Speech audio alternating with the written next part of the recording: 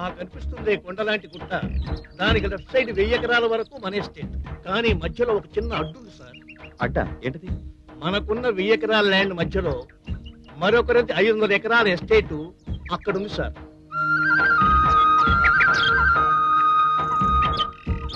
రఘురామ్ గారు, మీరు చెప్పిన దాన్ని బట్టి ఆ 500 ఎకరాలు మన ఎస్టేట్ ని 2గా చీలుస్తుందన్నమాట.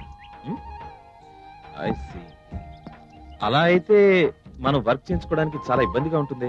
అవును బాబు గారు, ఆ ఎస్టేట్ ఓనరు నా స్నేహితుడే, చంద్రనాథ్ గారని పెద్ద business magnet. Then will do one thing. వీలుంటే ఆ చంద్రనాథ్ గారిని సంప్రదించండి. ఆ మధ్యలో ఉండే ఎస్టేట్ ని మనమే కొంటే మంచిది. ఈ విషయం గురించి నేను డాడీతో కన్సల్ట్ చేస్తాను. ఓకే? అలాగే, ఈ రోజే కాంటాక్ట్ చేస్తాను సార్.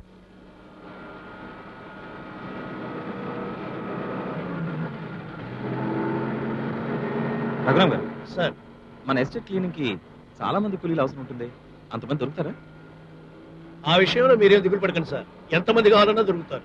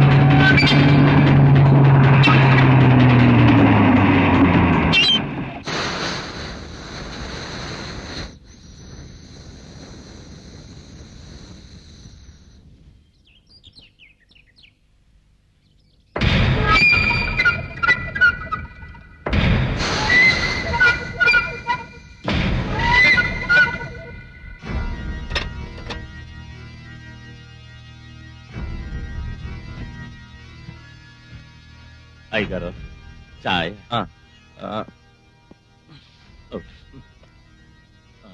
నువ్వు? నా పేరు ఈరన్న, మీ ఎస్టేట్ లో పనిచేస్తున్నానండి.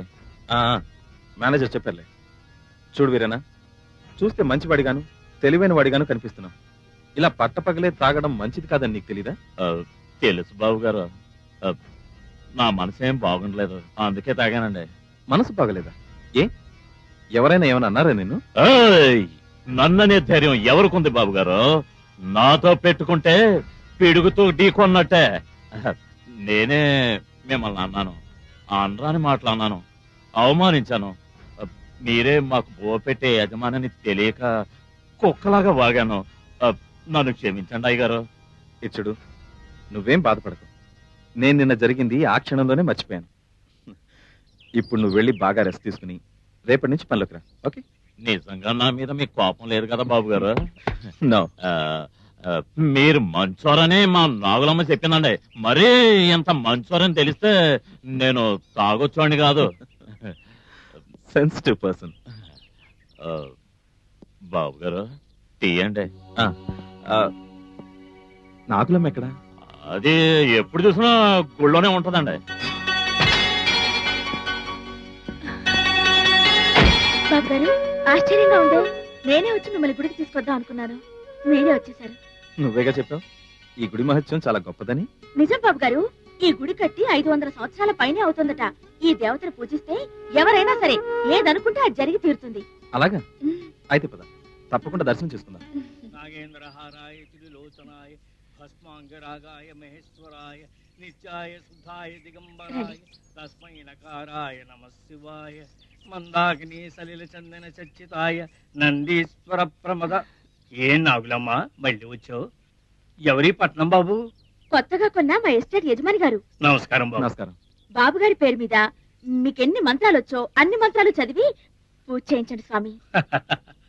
అలాగేలే అమ్మా. బాబు గారు, ఈ నాగులమ్మ ఇంతప్పటి నుంచి ఈ గుడికి క్రమం తప్పకుండా వస్తూనే ఉంది, పూజలు చేస్తూనే ఉంది. వెన్నపూస లాంటి మనసు. ఈ గుడికి ఎప్పుడొచ్చినా తన కోసం ఏమీ కోరుకోదు, తన చుట్టూ ఉన్న వాళ్ళందరూ చల్లగా ఉండాలని కోరుకుంటుంది. ఈ పిల్ల చెయ్యందుకుని జీవితాన్ని ఇచ్చేవాడు ఎవరో గాని ఎన్నో జన్మల పుణ్యం చేసిన వారే ఉండాల్సిందే. సాక్షాత్తు మహాలక్ష్మి లాంటి పిల్ల. చాలా చాలే పూజారయ్య గారు. మీరు ఈ గుడిలో పూజారి గారా లేక పెళ్లిళ్ళ పేరయ్య గారా? నా గురించి చెప్పింది చాలే గాని మీరు ముందు పూజ చేయండి. అలాగేనమ్మా. సర్వమంగళ మాంగళ్యే శివే సర్వార్థ సాధకే శరణ్యే త్ర్యంబకే గౌరీ నారాయణీ నమోస్తుతే. ఓం నాగమ్మాయ నమః. ఓం నాగదేవతాయ నమః.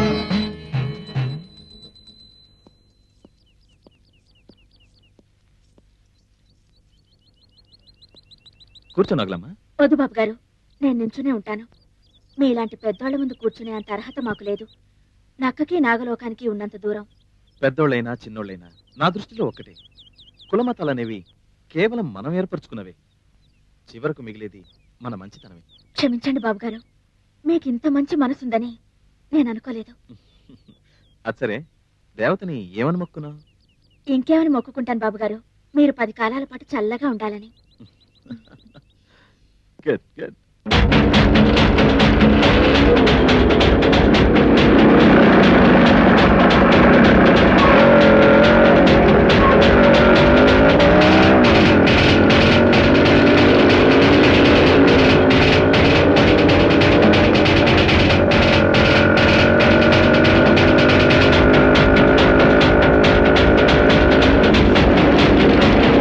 ఎక్కడికి తప్పించుకుపోతావే భామ?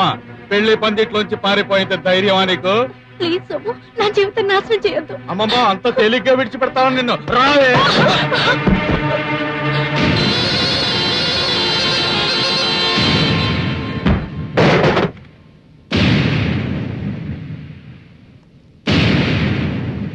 ఏంట్రా పెళ్లి కొడక అలా బుసలు కొడుతున్నావు? కాలు తిన్నగా ఉంచుకోదలుచుకోలేదా? ఏయ్, నాతో పెట్టుకుంటే పిడుగుతో ఢీకొన్నట్టే.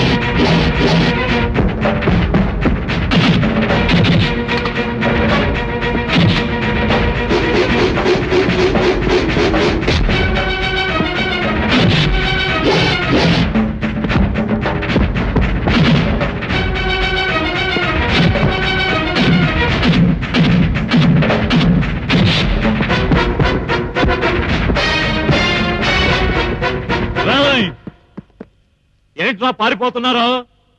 ఈ బళ్ళు మీరు కావా? అయితే వచ్చి తీసుకుపోండి.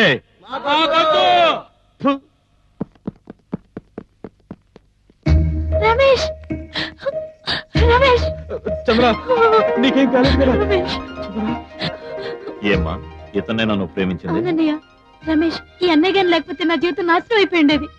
చాలా థ్యాంక్స్ అండి. నేను ఊళ్ళో లేని సమయం చూసి వీళ్ళ నాన్న ఈ దారుణాన్ని పొడిగెట్టాడండి. అన్నయ్య నీ రుణం ఈ జన్మలో తీర్చుకోలేము. చూడండి, ప్రేమించటం ఒక్కటి తెలిస్తే చాలదు, ఆ ప్రేమను గెలుచుకునే దమ్ము కూడా ఉండాలి. నువ్వు నిజంగానే ఈ పిల్లను ఇష్టపడుతున్నావా? ఇష్టపడుతున్నానండి. అయితే తిన్నగా ఏ గుడికో తీసుకెళ్లి ఈ అమ్మాయి మెళ్ళలో తాళి కట్టు. అలాగే వస్తామండి. వస్తాం అన్నయ్య.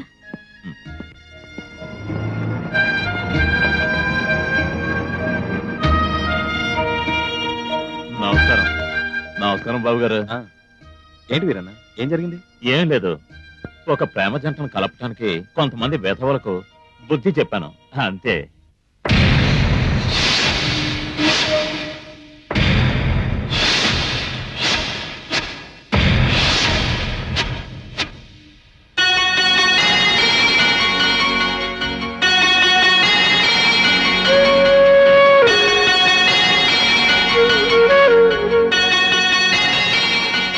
ఈ పిల్ల చెయ్యందుకుని జీవితాన్ని ఇచ్చేవాడు ఎవరో గాని ఎన్నో జన్మల పుణ్యం చేసిన వారే ఉండాల్సిందే. సాక్షాత్తు మహాలక్ష్మి లాంటి పిల్ల.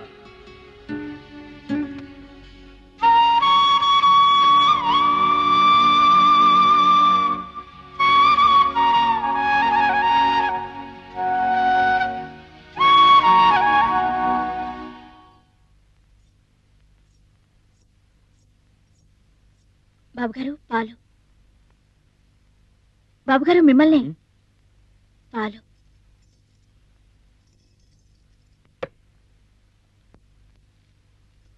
నాగులమ్మ, ఎందుకలా ముభావంగా వెళ్ళిపోతున్నావు? మరేం చేయాలంటారు బాబుగారు? నాతో మాట్లాడాలనిపించట్లేదా? అవే మాటలు బాబుగారు. బాబుగారు ఎవరైనా చూస్తే తప్పుగా అనుకుంటారు. అసలే నేను పెళ్లి కాని దాన్ని. నిన్ను పెళ్లి చేసుకోవాలని నా ఉబలాట నాగులమ్మ. వద్దు బాబుగారు, ఇది జరగని పని. మీరు ధనవంతులు, పెద్దోళ్ళు, ఏమైనా చేయగలరు, సాధించుకోగలరు. కానీ మేం పేదవాళ్ళం, కులం తక్కువ వాళ్ళం. ఒక చిన్న తప్పు చేసినా జీవితాంతో నరకంతో నలిగిపోవాల్సిందే. నన్ను కూడా అందరిలానే అనుకుంటున్నావా? అయ్యో అంత మాట అనకండి బాబుగారు. మీ మనసు పాల కంటే తెల్లదని నాకు తెలుసు. మీ హృదయం ఆకాశం కంటే పెద్దదని నాకు తెలుసు. కానీ నిజం చెప్పు నాగులమ్మ, నువ్వు నన్ను ప్రేమిస్తున్నావా లేదా? నాకు తెలుసు, నీ మౌనమే నాకు ప్రేమ సందేశాన్ని అందిస్తోంది. నిన్ను చూడకుండా ఒక్క క్షణం కూడా ఉండలేకపోతున్నాను. నువ్వు నాకు కావాలి నాగులమ్మ. బాబుగారు నన్ను నమ్ము నాగులమ్మ. నీ ప్రేమ కోసం నా ప్రాణం కావాలన్న ధరపోస్తాను. నన్ను నమ్ము నాగులమ్మ, నన్ను నమ్ము. I can't live without you. Nagulamma, I love you. I love you Nagulamma. Nagulamma, నన్ను కాదనుకో, నా ప్రేమను కాదనుకో. Nagulamma, Nagulamma, I love you.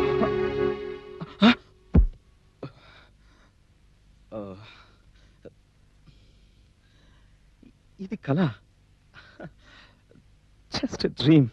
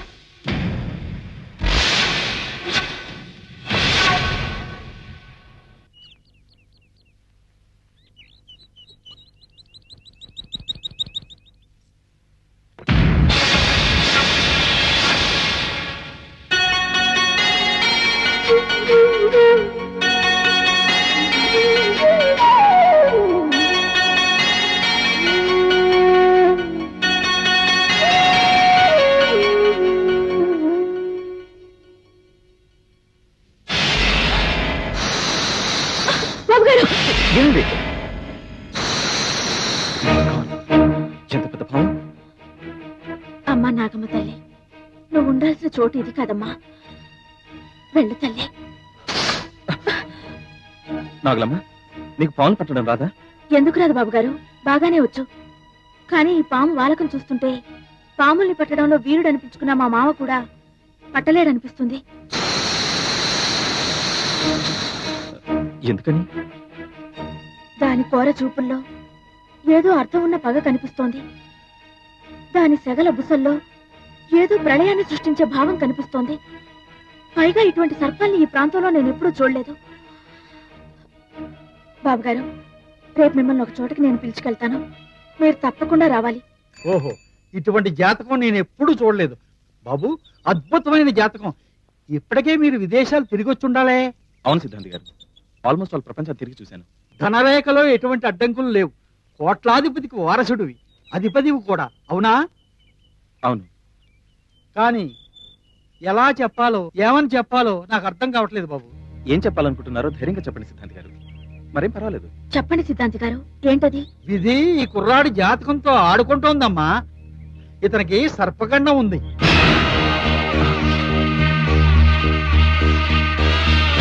బాబుగారు, నేను చెప్పినట్టు చేస్తారా?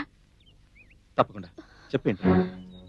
సిద్ధాంతి గారు ఈ ఊళ్ళో ఎంతో మందికి జాతకాలు చెప్పారు. ఆయన చెప్పింది చెప్పినట్టు జరిగి తీరుతుంది. మీరు మీరు దీర్ఘాయుష్తో సంతోషంగా బతకాలని నా కోరిక. అందుకని అందుకని మీరు ఈ ఊరు వదిలి వెళ్ళిపోండి బాబుగారు. నాగలమ్మ, ఏంటి నువ్వనేది? సిద్ధాంతి గారు ఏదో చెప్పారని నేను ఈ ఊరు విడిచి వెళ్ళాలా? ఏది ఏం జరిగినా భరిస్తాను, కానీ నిన్ను వదిలిపెట్టి మాత్రం ఎక్కడికి వెళ్ళను. ఇదే నా నిర్ణయం.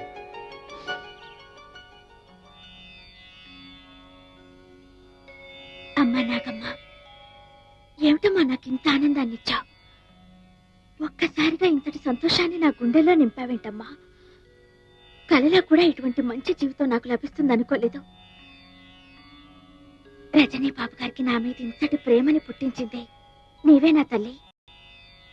నీ భక్తురాలికి నువ్విస్తున్న కానుక ఈ బాబు గారేనా అమ్మా?